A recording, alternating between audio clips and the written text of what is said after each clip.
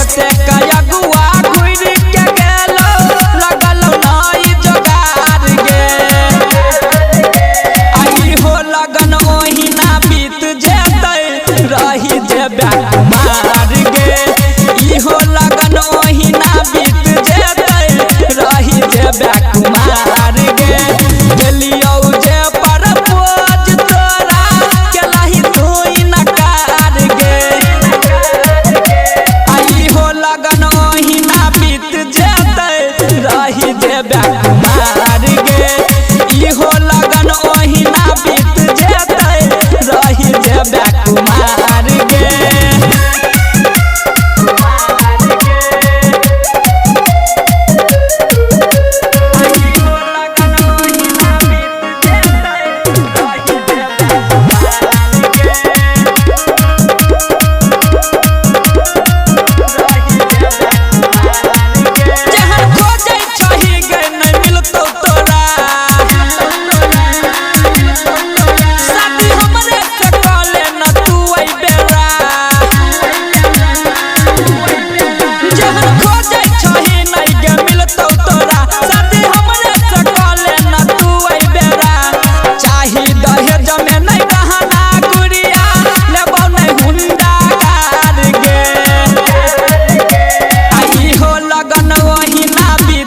रही जेबे कुमार गे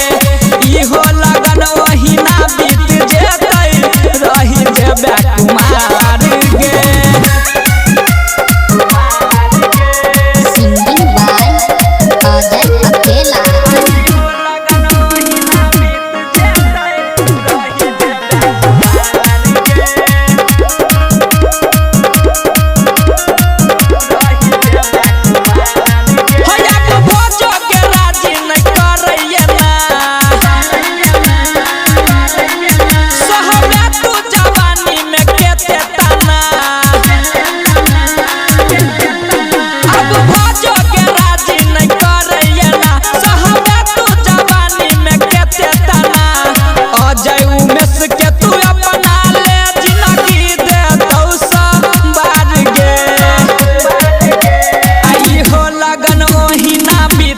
रही जेबे कुमार गे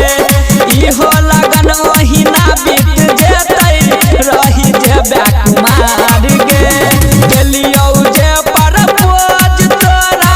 केलही तू इनकार गे आई हो लगन ओहिना बीत जेतै